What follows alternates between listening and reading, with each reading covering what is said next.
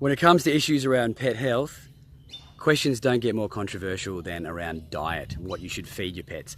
And today I want to speak specifically about bones, which is probably the most controversial subject of all.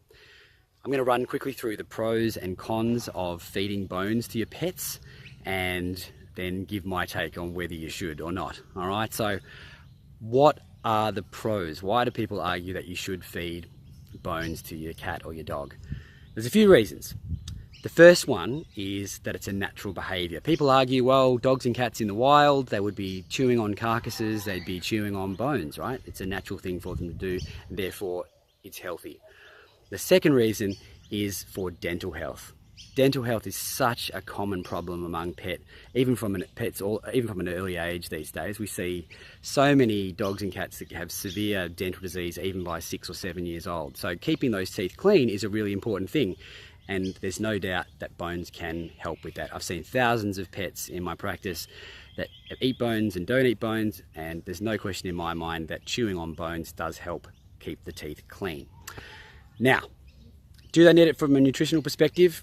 Not really, no, they don't. If you're feeding a good quality dog food to your dog, it doesn't need any nutrition that it's getting from bones that it can't get from that. What are the cons? Why do a lot of vets say, no, please don't feed your animals bones? Well, they're risky.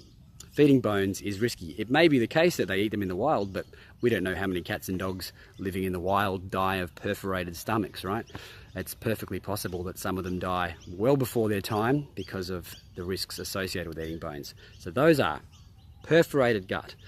This is a really big risk. So when you swallow and chew up a bone, it splinters into fragments, and those fragments can actually cut the inside of the stomach, the esophagus, the intestines, all the way down. If they lodge and the intestines contract over the piece of bone, it can actually go all the way through and cause a leakage of the gut contents into the abdomen, and that causes what's called peritonitis, which can be very rapidly fatal. So that's a pretty big risk. What are the other risks? If you feed bones that are too big, there's a chance that your dog can actually fracture their teeth. Certain breeds have very, very, very strong jaws, and they can very easily break their teeth if the bone that they're chewing on is stronger than the teeth in their mouth. The other risks associated with fat. So a lot of bones have a lot of fat on them that you might get from the butcher, and also there might be, if they're a marrow bone, what's inside, what we call the marrow, it's actually just 100% pure fat in an adult animal. So if you get your dog a bone that's split in half and they can get access to the marrow, you're basically giving them equivalent of a 3-litre bucket of ice cream to eat. It's a lot of fat, and that can cause potentially pancreatitis, which again is a very serious illness and can cause, in some instances, death or very, very serious illness. All sounds a bit heavy, right?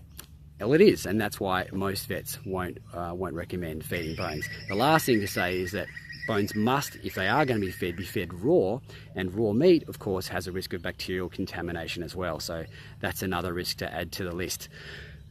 Do I recommend feeding bones? Generally not. No, for all those previously mentioned reasons. For me, it's just not worth the risk.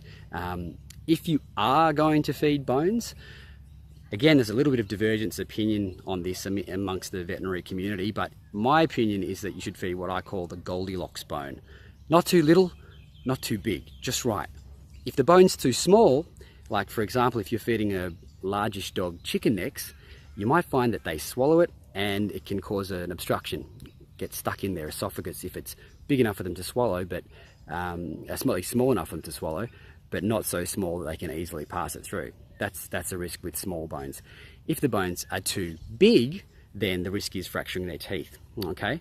Must always feed bones raw, never cooked, because cooking them makes the bones more brittle and prone to fracturing.